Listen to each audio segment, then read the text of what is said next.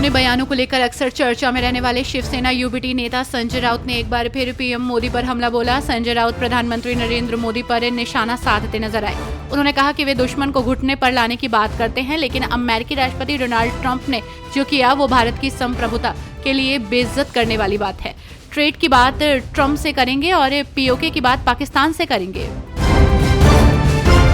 हिमाचल कांग्रेस अध्यक्ष प्रतिभा सिंह ने कहा कि पूरा देश आतंकवाद के खिलाफ सरकार के साथ है। उन्होंने पाकिस्तान के खिलाफ इस लड़ाई में किसी बाहरी दबाव में न आने की बात कही। प्रतिभा सिंह ने संसद का विशेष सत्र बुलाकर संघर्ष विराम की जानकारी देने की मांग की है। उन्होंने पहलगाम में निर्दोष लोगों की हत्या का बदला लेने की बात भी कही।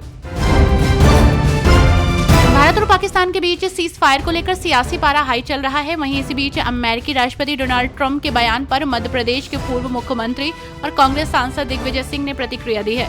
दिग्विजय सिंह ने सोशल मीडिया प्लेटफॉर्म एक्स पर लिखा कि अमेरिका के राष्ट्रपति डोनाल्ड ट्रंप कहते हैं, अगर पाकिस्तान और भारत युद्ध नहीं रोकते हैं तो यूएस दोनों देशों से व्यापार रोक देगा। प्रधानमंत्री नरेंद्र मोदी कहते हैं कि जब तक आतंकवाद है नो टॉक, जब तक आतंकवाद है तब तक नो ट्रेड।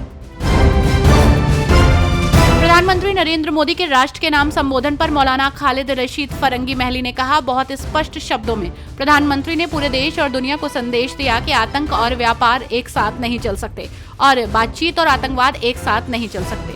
उन्होंने ये भी स्पष्ट रूप से कहा कि भारत ने पाकिस्तान में आतंकी शिविरों को निशाना बनाकर पहलगाम आतंकी हमले का बदला लिया और सेना की कार्रवाई में कई आतंकवादी मारे गए। भारत पाकिस्तान तनाव के बाद स्थिति अब धीरे धीरे सामान्य हो रही है। ऐसे में देश के लिए शहीद हुए बीएसएफ के जवान मोहम्मद इम्तियाज के परिजनों को दुख की इस घड़ी में नीतीश सरकार 50 लाख रुपए देगी। ऑपरेशन सिंदूर के दौरान बीएसएफ के सब इंस्पेक्टर मोहम्मद इम्तियाज शहीद हो गए थे।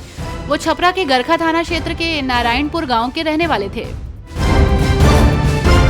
पीएम मोदी के राष्ट्र के नाम संबोधन पर बोलते हुए राज्यसभा सांसद कपिल सिब्बल ने कहा कि आज मैं आपको भरोसा दिलाता हूं कि विपक्ष आपके साथ रहेगा। मैं विपक्ष की तरफ से नहीं बोल सकता, लेकिन मैं जानता हूं कि इस लड़ाई में विपक्ष आपके साथ है। मैं आपके साथ हूं, भारत की जनता आपके साथ है। हम चाहते हैं कि आतंकवाद खत्म हो, लेकिन आप हिम्मत जुटाइए, पाकिस्तान को आतंकवादी देश घोषित कीजिए और फिर अमेरिका से कहिए कि वो पाकिस्तान के साथ व्यापार नहीं कर सकता। मुख्यमंत्री पुष्कर सिंह धामी ने प्रधानमंत्री मोदी के राष्ट्र के नाम संदेश को आतंकवाद के खिलाफ भारत का दृढ़ संकल्प बताया है। उन्होंने कहा कि ऑपरेशन सिंदूर से साफ है कि आतंकवाद बर्दाश्त नहीं किया जाएगा। मोदी जी का संबोधन हर भारतीय के मन में गर्व भरता है और आतंकवाद के खिलाफ जीरो टॉलरेंस को दर्शाता है। मुख्यमंत्री रेखा गुप्ता और दिल्ली भाजपा अध्यक्ष वीरेंद्र सचदेवा ने उत्तर गुरुवारोपन मंदिर में पूजा अर्चना की। मुख्यमंत्री रेखा गुप्ता ने कहा कि राष्ट्रीय राजधानी दिल्ली भारत का लघु रूप है।